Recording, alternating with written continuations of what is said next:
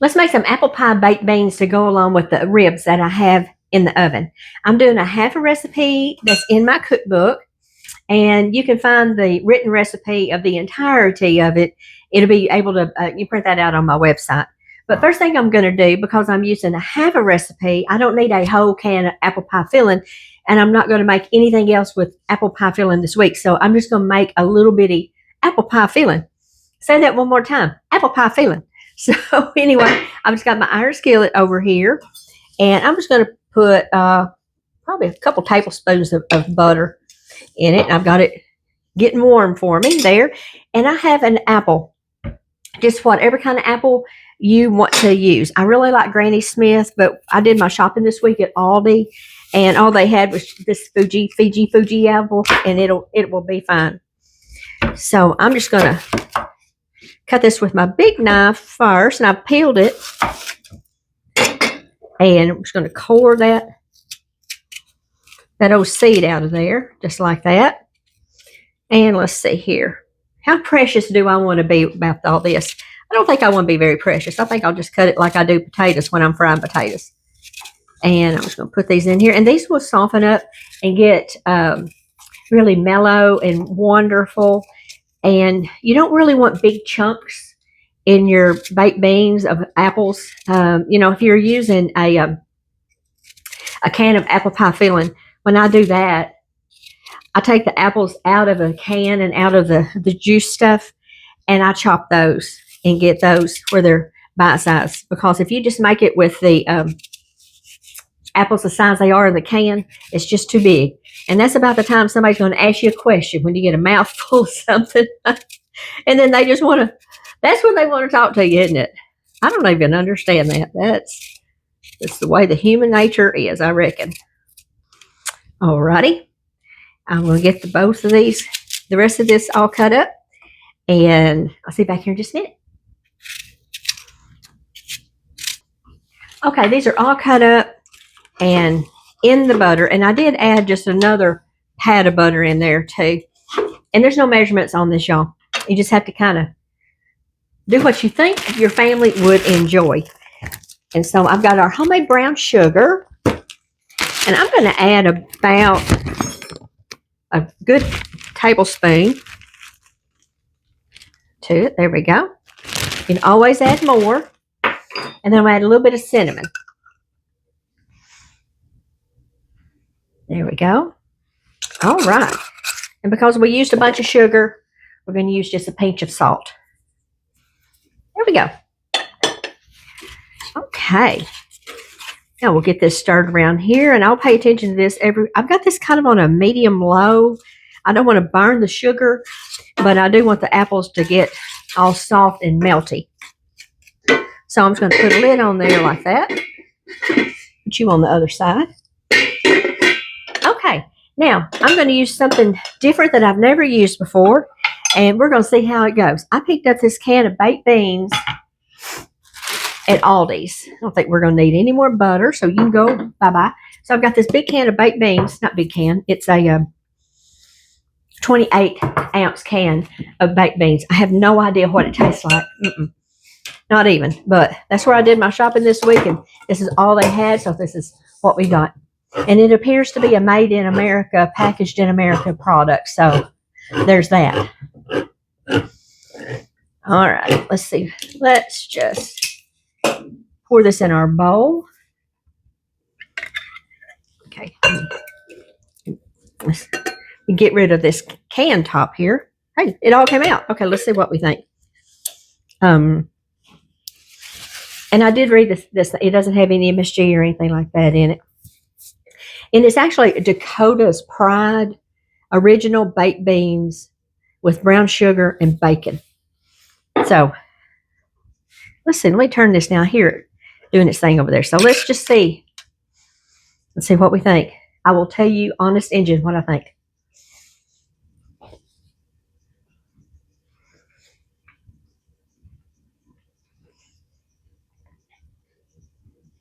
Those are great.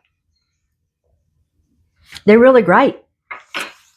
They're not overpowering in any one way or another. It's a nice jumping off part. How sweet do I think they are? Kind of sweet.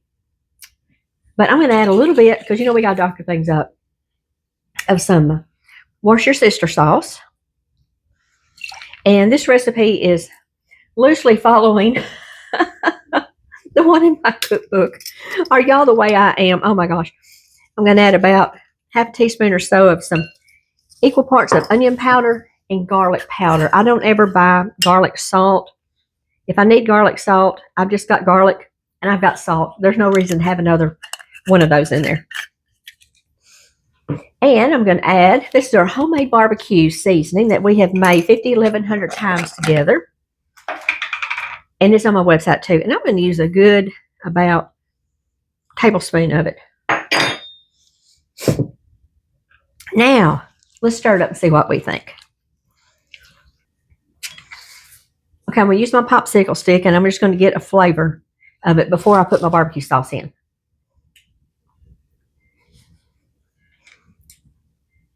Pretty good.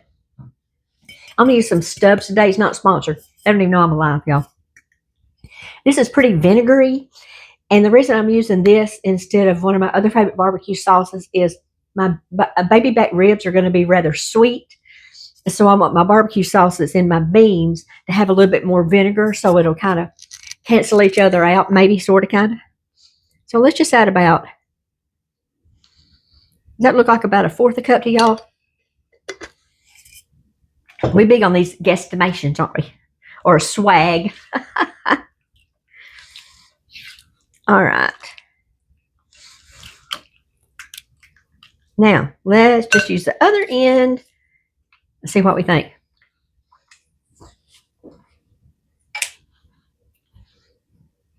Does it need salt or pepper? No.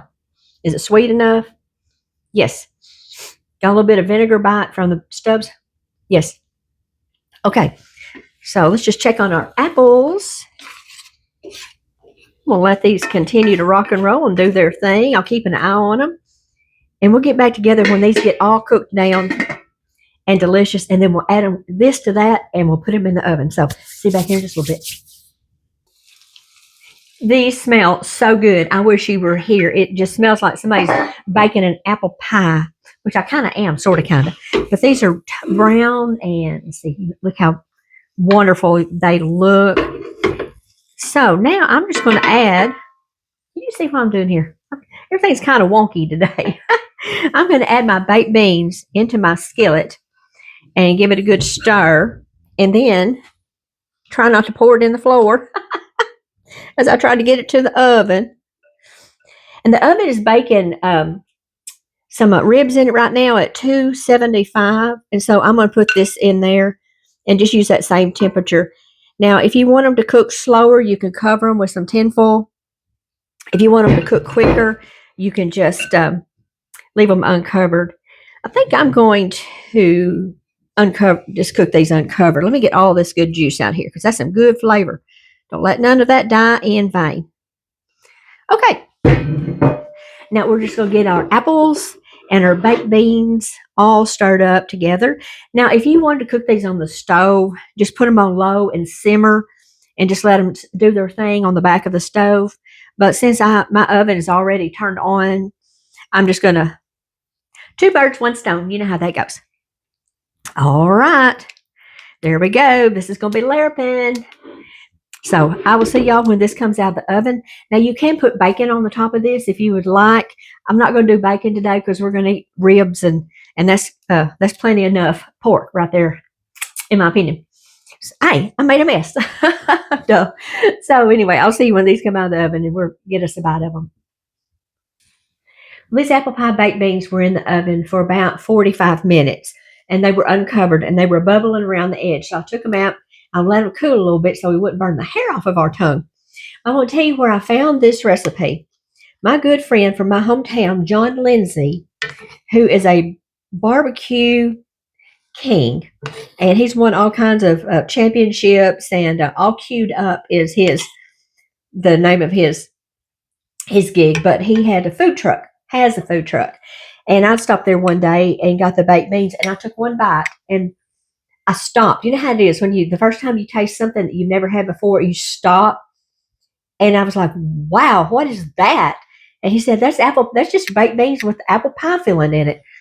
So every time I share this with somebody and they just think, wow, but it's so good, y'all.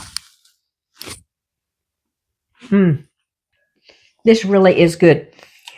It's not overpowered by the apple pie concoction that we made together. It's just a nice different element and gives it a different little texture with the apples and a little bit of cinnamon and a whole lot of flavor. This apple pie baked beans for the entire recipe, this we just made a half right here, believe it or not, is in my second cookbook. You can find that on my website. And I'll put the printable version of this on there too if you want to go check it out. I'll see y'all next time. Y'all go do something fun. Bye, y'all.